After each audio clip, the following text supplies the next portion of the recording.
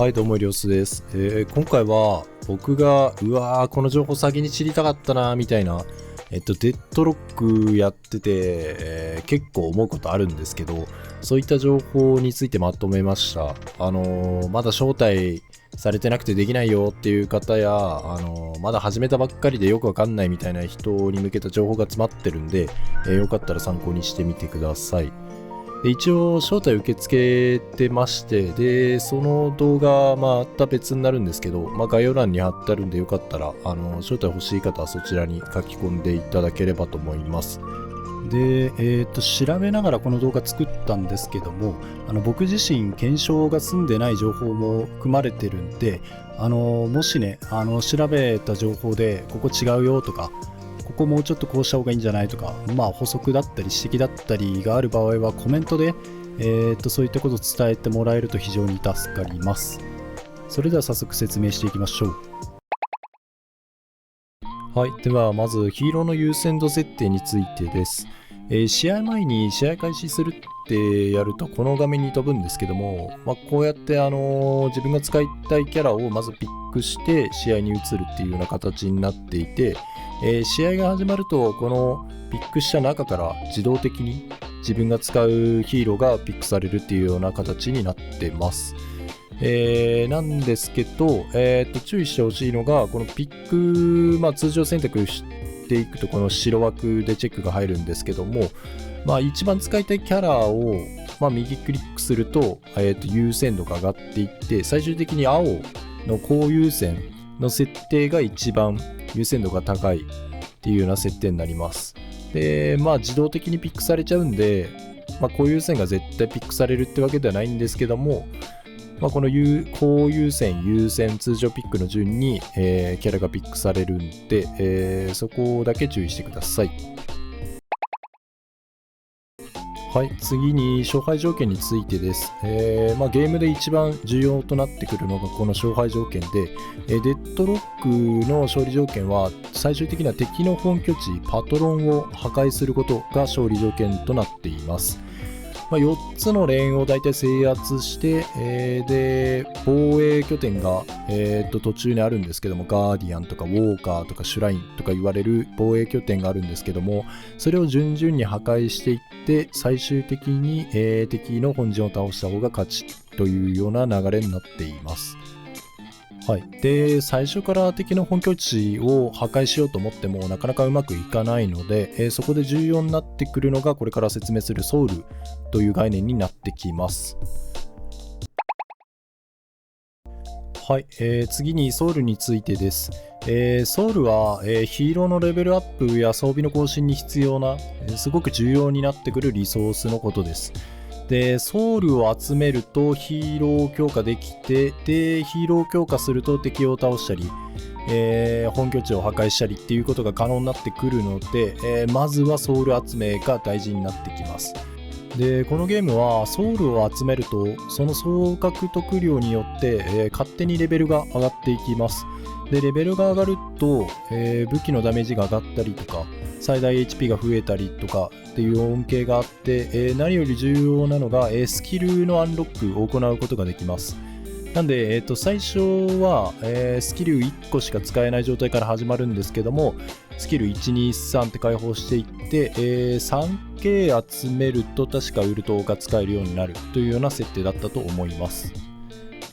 はい、で、このソウルを支払うことによって装備の更新ができるんですけども、この装備の更新については後ほどアイテムのところで、詳しく説明するんで、今はこ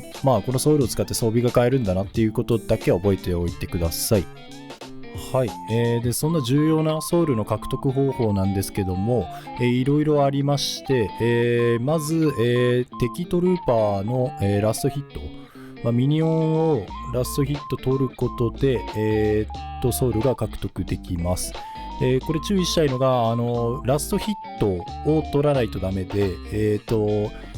体力ギリギリまで攻撃与えてたとしても最後の一発を与えないと、ソウルが獲得できません。そして、その後に出てくる魂の獲得ですね。敵トルーパーに関してはこの緑色の、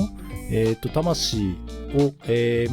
自分で撃つかまたはほっといて、勝手に消えれば獲得することができます。はい、で次が、味方トルーパーをラストヒットされた後のこのオレンジ色の魂を破壊するっていう方法ですね。こちらディナイと呼ばれる方法で、敵がラストヒット取った後にも同じくこのオレンジ色の魂が出てくるんですけども、こちらを破壊することで、敵のソウル獲得を阻止して、こちらのソウルにすることができます。なので連戦で特に意識したいのが、敵トルーパーを倒した時に出てくる魂を、敵にディナイされないように先に自分で撃って、ソウルを獲得しつつ、逆に、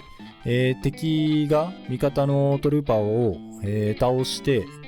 出てきたオレンジ色の魂については敵より先に撃つっていうような、そのディナイし合う、逆にディナイされないように打つっていうのが、すごく連戦で重要な考え方になってきます。でちなみにこれ小技にちょっと近いんですけども、銃で撃つと魂が出るんですけども、近接攻撃だと魂が出てこなくて、そのまんまラストヒットで、魂分のソウルまで獲得できるんで、殴って倒せそうな敵がいたら積極的に狙っていくといいと思います。でもう一個気をつけたいのが、このゲームラストヒットの仕様が少し10分以降変わりまして、ラストヒット時のソウル獲得が削除されます。なので魂破壊時のソウル獲得のみになるので、単純に魂の重要度が上がるっていうことを覚えておいてください。それと一応周囲の味方と分割されるようにもなるので、そこは頭に入れといておいてください。で重要なところだったんで、結構脱線しちゃったんですけども、他のソウルの獲得方法としては、敵ヒーローのキル、敵防衛拠点、ガーディアンだったりですねの破壊、あとはジャングルキャンプのラストヒットで、最後にマップ上のアイテムやクエストなんかでも、手に入れることができます。はい、続いて装備関連について説明していきます。装備は自陣やマップに点在するショップから購入可能です。で、装備アイテムは、武器、バイタリティ、スピリットの3カテゴリーに分けられています。で、各カテゴリーから4つまで購入することが可能です。で、一応右上からビルドを検索できる機能がありまして、でこれをクリックすると他の人のビルドが見れて、でクリックして参照終わると、こうやってその人のビルドを順に買い物をしていく便利機能があります。で一応カテゴリーに縛られないフレックス枠っていうのも存在していまして、最初はこういう風にロックされていて使えないんですけども、条件をクリアしていくと1枠ずつ解放されていくというような流れになっています。で解放条件としては、ウォーカーを1体破壊する、ウォーカーを4体すべて破壊する、ガーディアンを1体破壊する、シュラインを1体破壊するというような条件となっています。はい、次にジップラインについてです。ジップラインですけども、いろんな仕様がくっついているジップラインでして、まずスピードブースト機能がくっついています。でスピードブーストは、使用するとクールダウン300秒で、効果時間が30秒間続きます。でこのスピードブーストは例えば帰還したい時に使うと、自陣に帰って装備購入して帰還するまで、効果が続くんで、帰還する時とか、あとそれから味方に早く呼んないとみたいな時に使うのがいいのかなと思ってます。他にも仕様がありまして、まず敵に撃たれると2秒間使用不可になります。なので逃げてる時とか敵に弾当たっちゃったら、ちょっとの間、敵の弾が当たんないように、隠れたりしてから使う必要があります。そして、ちょっと動画に撮れてなかったんですけど、使用後3秒以内に撃たれると落下してスタンするっていうような仕様があるんで、これが起こるとかなり危機的な状況になるんで注意してください。あと、試合後半、確か2体のガーディアン破壊高で、永続的に、スピードブーストが付与されるっていうような仕様があります。はい、最後にマップ関連についてです。デッドロックのマップ上には様々なオブジェクトが配置されていて、これらをうまく活用することで、戦局を有利に進めることができます。はい、でまずジャングルキャンプについてです。各キャンプは、マップの三角マークのところに存在していて、小キャンプについては試合開始後2分後に湧きます。でサイリスは4分後になっています。中キャンプ、大キャンプに関しては、試合開始後7分後にリスポーンします。そしてサイリスに関しては中キャンプが6分後、大キャンプが8分後にリスポーンします。次に金の壺についてです。金の壺が試合開始3分後に、マップのあちこちに湧きます。この壺からは、たまに永続バフをもらえるアイテムが出てきて、効果の種類としては、ご覧の通りです。一応15分後にカッコの中の値にバフが強化されるっていう特徴があります。次に端上のバフについてです。このバフは試合開始後10分後に湧いて、再リスポーンが5分ごとになっています。効果時間は約160秒です。で効果の種類としてはめちゃくちゃ長いんですけど、ご覧の通りで、結構強力なバフがつきます。はい、最後にミッドボスについてです。試合開始10分後に、マップの中央にミッドボスが湧きます。このミッドボスめちゃくちゃ強力で、動画だと1人で倒してるんですけども、基本的には人数有利を作って味方を大勢で殴るキャラになってます。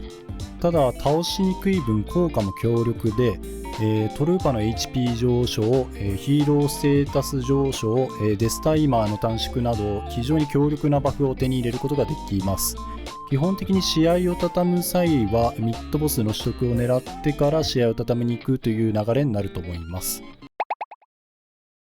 はい、おまけとして、初心者向けではないんですけども、キャラコンについて若干紹介したいと思います。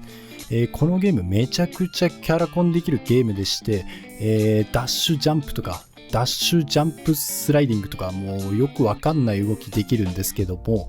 その辺の基礎的な動きだけ紹介していこうと思います。キャラコンについては別で動画出そうと思ってるんで、詳しくはそちらを見ていただければと思います。はい、まず壁ジャンプです。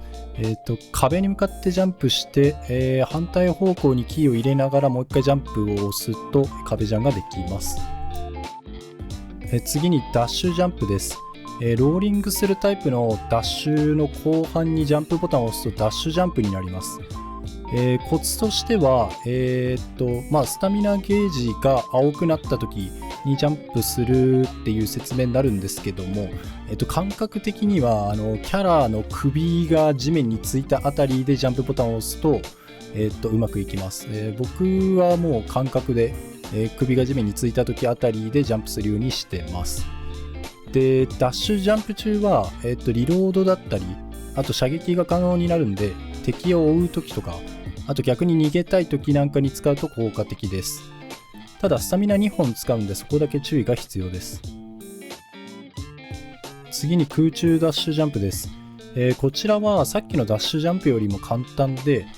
空中ダッシュの後半にジャンプすると発動します。で基本的な性能は同じなんですけども、こっちはジャンプボタン連打しても発動するんで、意外と簡単に発動することができます。最後にスライディングです。こういった坂でしゃがむキーを押すと、スライディングすることができます。一応坂がなくても、ダッシュだったりダッシュジャンプだったりしている途中であれば、平面でもスライディングを出すことができます。でこのスライディング中は弾が無限になるっていうなんかよくわかんない仕様がありまして、さすがにリロード中は出ないんですけども、弾を消費しないので、スタミナを消費してでも、弾を節約したいみたいな時はこれが有効かと思います。で、玉を削るときなんかは、玉いくらあっても足りないぐらいなんで、こういった坂を利用して、スライディングを発動させつつ、玉を節約するのがいいかなと思います。はい、ご視聴ありがとうございました。ちょっと最後のキャラコンとか、一部初心者向けじゃないんじゃないみたいなとこまで、含んでしまったんですけども、一応今後役立つ情報だと思うので、よかったら参考にしてみてください。で、最初にも話した通り、検証とかが済んでない情報もあるので、もし間違ってたり、補足だったりある方はコメントの方によろしくお願いいたします。もしこの動画がためになったなと思う方いらっしゃいましたら、チャンネル登録のご検討よろしくお願いいたします。それじゃあまたね。バイバイ。